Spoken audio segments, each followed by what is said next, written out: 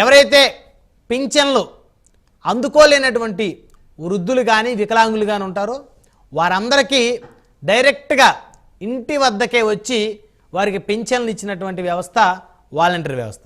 అయితే అనేక ఆరోపణలు ఎదుర్కొన్న వ్యవస్థ కూడా వాలంటీర్ల వ్యవస్థనే. ఎందుకంటే ఏదైతే ప్రైవేట్ డేటా ఏదైతే ఉందో వాలంటీర్ల ద్వారా చోరీకి గురి కాబడింది, దాని ద్వారా సంఘ విద్రోహ శక్తులకి ఈ డేటా చేరింది అనేటువంటి ఆరోపణలు కూడా వాలంటీర్ వ్యవస్థ ఎదుర్కొంది. అదేవిధంగా కొంతమంది వాలంటీర్లు పనితీరు ఏదైతే ఉందో వారి ప్రవర్తన మరి అవి ఏవైతే ఉందో ఈ వ్యవస్థ కొంత మచ్చ తెచ్చాయని చెప్పుకోవచ్చు. అయితే అందరూ వాలంటీర్లని మనం అనకూడదు, ఒక 5 to 10% వాలంటీర్లు ఈ వ్యవస్థకు మచ్చ తెచ్చారని చెప్పేసి అయితే ఖచ్చితంగా చెప్పుకోవచ్చు. మిగతా 90% వాలంటీర్లు ఖచ్చితంగా పనిచేశారని చెప్పుకోవచ్చు. అయితే వాలంటీర్ వ్యవస్థ ఎప్పుడైతే వచ్చిందో గ్రామంలో సర్పంచ్కి వాల్యూ లేని పరిస్థితి. ఒకప్పుడు స్థానిక సంస్థలు ఎన్నికల్లో పంచాయతీ, ఎంపీటీసీ, జెడ్పీటీసీ గెలిచినటువంటి ఎవరైతే నాయకులు ఉంటారో గ్రామాల్లో వరకు గుర్తింపు ఉండేది. స్థానికంగా ఉండేటువంటి గ్రామాల్లో ఉండేటువంటి ప్రజలకి ప్రభుత్వ సంక్షేమ పథకాలు రావాలన్నా, లేదా వారికి ఏదైనా రేషన్ కార్డు లేదా పెన్షన్ లాంటివి రావాలన్నా, అలాంటివి అప్లై చేసుకోవాలన్నా వారు ఎవరికైతే ఓటు వేసి గెలిపించారో ఆ పంచాయతీ ప్రెసిడెంట్ని ఖచ్చితంగా వీళ్ళు అడిగే పరిస్థితి ఉంటుంది, లేదా ఎంపీటీసీని అడిగే పరిస్థితి ఉంటుంది. కానీ ఇప్పుడు వాలంటీర్ వ్యవస్థ వచ్చిన తర్వాత ఈ ప్రజాప్రతినిధులకి, స్థానిక ప్రజాప్రతినిధులకి అసలు గుర్తింపు లేదు. అంటే ఒక వాలంటీర్ ఇంటి ముందు సమస్య కోసం 50 మంది ఉంటే స్థానికంగా గెలిచిన ప్రజాప్రతినిధి ఇంటి ముందు కనీసం 5 కూడా లేనటువంటి ఒక పరిస్థితి. సో ఇది బహుశా స్థానిక ప్రజాప్రతినిధుల్ని వారి ఈగోని కాస్త హట్ చేసినటువంటి పరిస్థితి కూడా గత ప్రభుత్వం అయితే చూడవచ్చు. సో ఏదేమైనప్పటికీ కూడా వాలంటీర్ వ్యవస్థ వల్ల కొన్ని లాభాలు ఉన్నాయి, కొన్ని నష్టాలు ఉన్నాయి. అయితే ఈ కూటమి పార్టీలు ఏవైతే ఉన్నాయో తెలుగుదేశం, భారతీయ జనతా పార్టీ, జనసేన పార్టీ ఎన్నికలకు ముందు వాలంటీర్ వ్యవస్థ మీద ఇచ్చినటువంటి హామీ ఏదైతే ఉందో 5,000 రూపాయలు ఇప్పటికీ వారైతే జీతభత్యాన్ని తీసుకున్న పరిస్థితి. ఈ 5,000 రూపాయలని 10,000 రూపాయలకి పెంచుతామంటూ చంద్రబాబు నాయుడు గారు ఎన్నికలకు ముందు ఇచ్చినటువంటి హామీ. సో అది పక్కన పెడితే ఇప్పుడు పోయిన నెల వాలంటీర్లకు ఎవరికి కూడా జీతం పడిన పరిస్థితి లేదు. మళ్ళీ 1వ తారీఖు వస్తుంది, వాలంటీర్లకు జీతం వేస్తారో లేదో తెలియదు. వారి సేవలు అయితే ఎక్కడ కూడా ప్రభుత్వం ఉపయోగించుకునే పరిస్థితి లేదు. బహుశా వారి సేవలు ఎక్కడికక్కడ ఉపయోగించుకుంటామంటూ గతంలో కొంతమంది నాయకులు, అధికారులు మాట్లాడారు. అయితే ఇంతవరకు కూడా వాలంటీర్ వ్యవస్థకు సంబంధించి ఎలాంటి నిర్ణయం అయితే ప్రభుత్వం తీసుకోలేదని చెప్పాలి. అయితే ఇప్పుడు తాజాగా నిన్న ఒక లేటెస్ట్గా పంచాయతీరాజ్ ఎవరైతే ఛాంబర్ అధ్యక్షుడు రాజేంద్ర ప్రసాద్ ఉన్నారో ఆయన కొన్ని విషయాలు తెలిపాడు. వాలంటీర్ వ్యవస్థను రద్దు చేయాలని చెప్పేసి సర్పంచుల సంఘం తీర్మానించింది. అంటే సర్పంచుల సంఘం ఏదైతే ఉందో వారి తీర్మానం ఏదైతే ఉందో ఈ వాలంటీర్ వ్యవస్థను రద్దు చేయాలని చెప్పేసి వారందరూ కూడా కలిసి తీర్మానించారు. సో ఈ అంశాన్ని సర్పంచుల సంఘం అధ్యక్షుడు రాజేంద్ర చెప్పారు. సో మొత్తానికి ఇప్పుడు ఒక ప్రభుత్వం ఒక జీవో ద్వారా ఈ వాలంటీర్ల భవిష్యత్తును డిసైడ్ చేయొచ్చు. ఇప్పుడు సర్పంచుల సంఘం అంతా కలిసి తీర్మానం చేసింది కదా, సో ఇక వాలంటీర్ వ్యవస్థను వద్దు, రద్దు చేయాలి అనుకొని చెప్పేసి ప్రభుత్వం కనుక జీవో జారీ చేస్తే వాలంటీర్ వ్యవస్థ రద్దు అయిపోతుంది.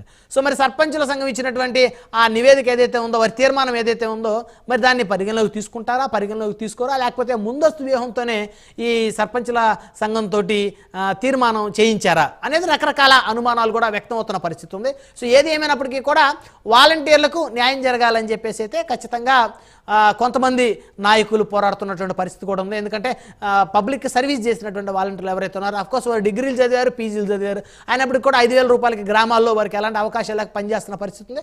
కొంతమంది గ్రామాలు వదిలి వెళ్ళలేక గ్రామాల్లోనే ఉండి ఏదో ఒక ఉద్యోగం చేసుకుందాం అనుకునేటువంటి వ్యక్తులు కూడా ఉన్న పరిస్థితి ఉంది. అయితే ఈ వాలంటీర్ వ్యవస్థ రద్దు చేస్తే మరి దీనికి సమాంతరంగా మరి ఏ వ్యవస్థను తీసుకొని వస్తారు?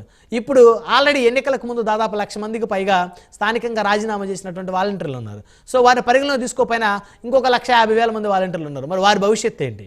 సో మరి వారికి అవకాశం కల్పిస్తారా, లేకపోతే మరి ఏదన్నా శాఖల్లో వారిని కేటాయించేటువంటి పరిస్థితి ఉంటుందా అనేటువంటి అంశాలు చర్చిద్దాం. మొత్తానికి ఏదేమైనప్పటికీ కూడా వాలంటీర్ వ్యవస్థ రద్దు కాబోతుందా అనే అంశం చర్చిద్దాం. ఇదే వాళ్ళ హాట్ టాపిక్. ఆ టాపిక్లో మనతో పాల్గొనడం కోసం బత్తుల రాము గారు తెలుగుదేశం పార్టీ సీనియర్ నాయకులు, గతంలో రాజోల్ నుంచి ఎమ్మెల్యేగా పోటీ చేశారు.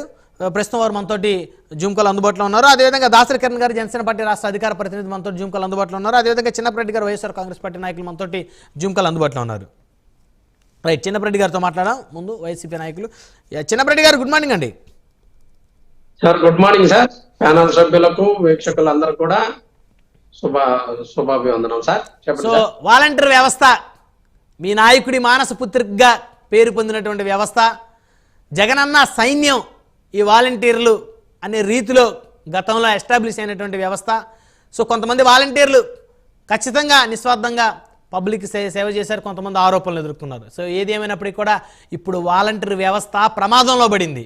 సో సర్పంచుల సంఘం తీర్మానించింది వాలంటీర్ వ్యవస్థను రద్దు చేయాలని. మరి ఆ సంఘం అధ్యక్షుడు రాజేంద్ర ప్రసాద్ తెలిపారు. మొత్తానికి ఇది కనుక ప్రభుత్వం కూడా దీన్ని ఆమోదిస్తే, ఈ తీర్మానాన్ని ప్రభుత్వం ఒక జీవో జారీ చేస్తే వాలంటీర్ వ్యవస్థ వద్దని, సింపుల్గా వాలంటీర్ వ్యవస్థ రద్దయిపోతుంది. వాలంటీర్లందరినీ కూడా పక్కకు నెట్టేసే పరిస్థితి అయితే ఖచ్చితంగా కనపడుతుంది. ఏమంటారు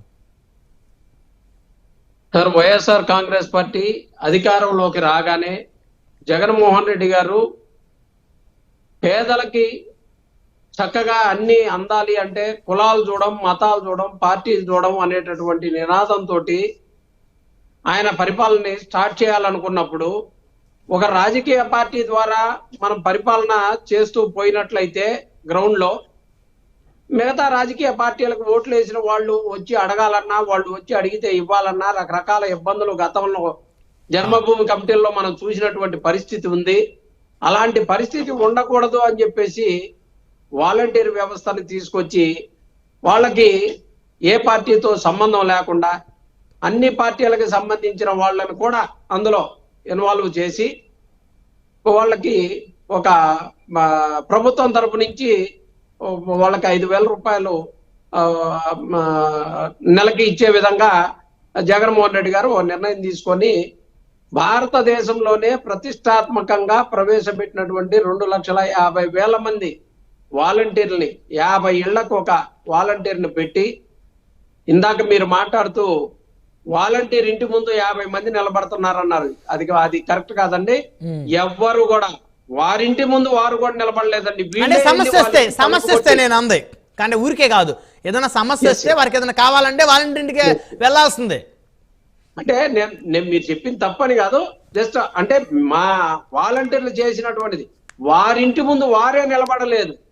వారింటికి కూడా వీడే వెళ్ళి తలుపు కొట్టి వారింటి లోపలికి వెళ్ళి అమ్మ, అవ్వ, అక్క, చెల్లి అని పలకరించి వాళ్ళకి ఏ అవసరమైందో అవి అన్ని కూడా చేసి పెట్టేటటువంటి వ్యవస్థ.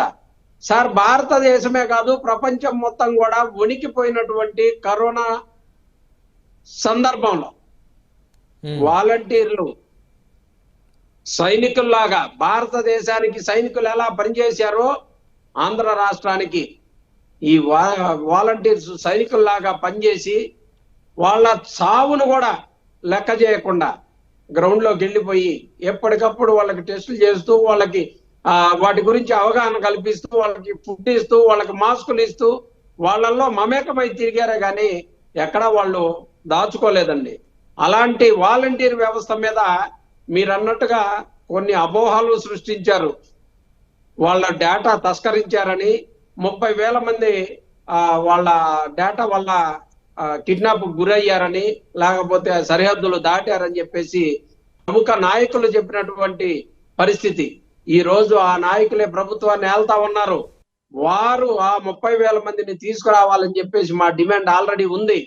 అలాగే వాలంటీర్లు ఎక్కడా కూడా సార్ భారతదేశం మొత్తంలో చూసినా కానీ ప్రతి ఒక్కళ్ళు కూడా ఇలాంటి వ్యవస్థని ఏర్పాటు చేసుకోవాలి అని చెప్పేసి ఎన్నో రాష్ట్రాలు మన ముఖ్యమంత్రి కార్యాలయాన్ని అడిగి తెలుసుకున్నటువంటి సందర్భాన్ని కూడా మనం చూసినటువంటి అంత గొప్ప వాలంటీర్ వ్యవస్థని ఈ రోజు వెన్నుపోటు పొడవటానికి రంగం సిద్ధమైందా అనిపించేటటువంటి పరిస్థితి కనపడతా ఉంది. ఈ రోజు ఈ పంచాయతీ ప్రెసిడెంట్ల సంఘానికి అధ్యక్షుడు ఎవరండి? రాజేంద్ర ప్రసాద్ గారు, తెలుగుదేశం నాయకుడు. ఆయన తెలుగుదేశం ఎమ్మెల్సీ కావాలని వారి ద్వారా ఈ రాజ్యాంగ ఈ పంచాయతీకి సంబంధించినటువంటి తీర్మానాన్ని చేపించి తద్వారా పంచాయతీ వాళ్ళందరూ కూడా ప్రెసిడెంట్లందరూ కూడా వద్దంటున్నారు. కాబట్టి ఈ డిమాండ్ ని మేము క్లోజ్ చేయాలి అని చెప్పేసి ఒక నిర్ణయాన్ని తీసుకోవటానికి ఇది ఏమైనా జరుగుతుందా? ఆ ముసుగులో జన్మభూమి కమిటీలని ఏర్పాటు చేయడానికి కావాల్సినటువంటి ఏర్పాట్లకు ఏమైనా ఏర్పాట్లు చేస్తున్నారా అన్నది మాకు అనుమానం కలుగుతా ఉంది.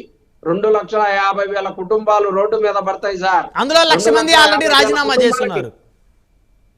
2,50,000 కుటుంబాలకి ఎన్నికల ముందు 10,000 రూపాయల జీతం ఇస్తూ ఈ పని చేస్తున్న ప్రతి ఒక్కరిని కూడా వీరినే తీసుకుంటామని చెప్పేసి ఇచ్చినటువంటి హామీ కూడా ఉంది. అది తెలుగుదేశం కూటమి ప్రభుత్వం ఇచ్చినటువంటి హామీలని మర్చిపోవటం తెలుగుదేశానికి ఆ కూటమికి వారసత్వంగా వస్తున్నటువంటి సాంప్రదాయంగా వస్తున్నటువంటి ఇది అవ్వచ్చు. ఇప్పటికే అమ్మఒడికి భంగనామం పెట్టారు, ఇప్పటికే ఆరోగ్యశ్రీకి భంగనామం పెడుతున్నారు, ఇప్పటికే ఈ వాలంటీర్ వ్యవస్థ కూడా తూట్లు పొడుస్తున్నారని చెప్పేసి అర్థమవుతా ఉంది. మేము మాత్రం ఒకటి చెప్తా ఉన్నాం, ఇన్నాళ్ళు కష్టపడి ఈ వాలంటీర్ వ్యవస్థని ఏర్పాటు చేసుకున్నటువంటి ఈ ప్రజలు వాలంటీర్ వ్యవస్థని 100% స్వాగతించారు సార్. మేము కనీసం ఏ రోజు కూడా ప్రజలకు ఏం కావాలన్న దాంట్లో మేము ఇంత కూడా ఏలు పెట్టడానికి వీలు లేకుండా వాలంటీరే ప్రతి ఇంటికి వెళ్ళి ఏం కావాలో చూసి ఇన్ టైంలో వాళ్ళకి ఏదైతే ఇవ్వాలో అందించాల్సినవన్నీ కూడా అందించి వాళ్ళ మనసులు చూరగొన్నటువంటి ఒక చెల్లిగా, ఒక తమ్ముడుగా, ఒక అన్నగా, ఒక అల్లుడుగా వాళ్ళు సొంత ఎందుకంటే ఒక బజార్లో ఉన్నటువంటి పిల్లలే కాబట్టి అక్క బావ అనుకుంటా కూడా తిరిగి వాలంటీర్ వ్యవస్థని పటిష్టం చేసి ప్రజలకి ప్రభుత్వానికి అనుసంధానం చేసినటువంటి గొప్ప వాలంటీర్ వ్యవస్థ సార్. అలాంటి వాలంటీర్ వ్యవస్థని ఎట్టి పరిస్థితుల్లో రద్దు చేయడానికి వీల్లేదు. రద్దు చేస్తే 2,50,000 కుటుంబాలకు వైఎస్ఆర్ కాంగ్రెస్ పార్టీ అండగా ఉంటుందని చెప్పేసి తెలియపరుస్తా ఉన్నాం. అంటే అండగా ఉంటుందంటే అలా ఉద్యమం ఏమైనా చేస్తారా? తప్పకుండా సార్. ఏ పేదవాడికి ఇబ్బంది జరిగినా, ఎవరికి ఇబ్బంది జరిగినా, రాష్ట్రంలో ఇచ్చిన హామీలు నెరవేర్చకపోయినా ఖచ్చితంగా వైఎస్ఆర్ కాంగ్రెస్ పార్టీ అండగా ఉంటుంది. వారి కోసం ఉద్యమం చేస్తుంది. వాళ్ళని మళ్ళీ వాళ్ళ కాళ్ళ మీద వాళ్ళు నిలబెట్టే వరకు పోరాటం ఖచ్చితంగా చేస్తాం. ఆ పోరాటంతో పాటు అసెంబ్లీలో కూడా మీ శాసనసభ్యులు బలంగా మాట్లాడితే ఇంకా బాగుంటుంది కదా చిన్నప్పరెడ్డి గారు. తప్పకుండా సార్. అవకాశం ఇస్తే మాట్లాడే అవకాశం, మాట్లాడే గౌరవం ఇచ్చి తప్పకుండా అవకాశం ఇస్తే తప్పకుండా మాట్లాడతారు సార్. ఎందుకంటే మొన్న అసెంబ్లీకి వెళ్ళి జగన్మోహన్ రెడ్డి గారు అసెంబ్లీకి వెళ్ళి వచ్చినటువంటి పరిస్థితిని కూడా మనం చూసాం. ఖచ్చితంగా వైఎస్ఆర్ కాంగ్రెస్ పార్టీ ప్రజల పక్షాన అసెంబ్లీలో ప్రతిపక్ష పాత్ర పోషిస్తుంది. కావాల్సినటువంటి ఉద్యమాలని బయట కాదు అసెంబ్లీలో కూడా చేస్తాం, కేంద్రంలో కూడా చేస్తాం, అక్కడ పార్లమెంట్ లో కూడా చేస్తామని చెప్పేసి తెలియపరుస్తా ఉన్నాం. దానికి సంబంధించి మొన్న మర్డర్లకు సంబంధించి, మారణకాండకు సంబంధించి ఢిల్లీలో జరిగినటువంటి ఉద్యమాన్ని మీరు ఒకసారి చూసి ఉంటారు. అలాగే పార్లమెంట్ లో జరుగుతున్నటువంటి చర్చల్లో కూడా ఇక్కడ జరుగుతున్నటువంటి విషయాలన్నిటిని కూడా మేము అక్కడ కేంద్రం దృష్టికి తీసుకెళ్లడం జరిగిందని మీ ద్వారా తెలియపరుస్తా ఉన్నాం. రైట్. మొత్తానికి వాలంటరీ వ్యవస్థ ఒకవేళ రద్దు అయినప్పటికీ కూడా మరి దాన్ని నమ్ముకొని అందులో ఎవరైతే ఎంప్లాయీస్ ఉన్నారో వారందరికీ కూడా న్యాయం జరగాలని ఎవరైనా కోరుకుంటారు. ఇంకెక్కడైనా అకామిడేట్ చేయాలి ఇంకేదైనా వ్యవస్థలో అని చెప్పేసి చూద్దాం మరి ప్రభుత్వం ఏం చేస్తుందో, ప్రభుత్వం ఎలాంటి నిర్ణయం తీసుకుంటుందో. రేపు మళ్ళీ వస్తాను మీ దగ్గరికి. మనతోటి దాసరి కిరణ్ గారు ఉన్నారు, జనసేన పార్టీ రాష్ట్ర అధికార ప్రతినిధి. కిరణ్ గారు గుడ్ మార్నింగ్ అండి.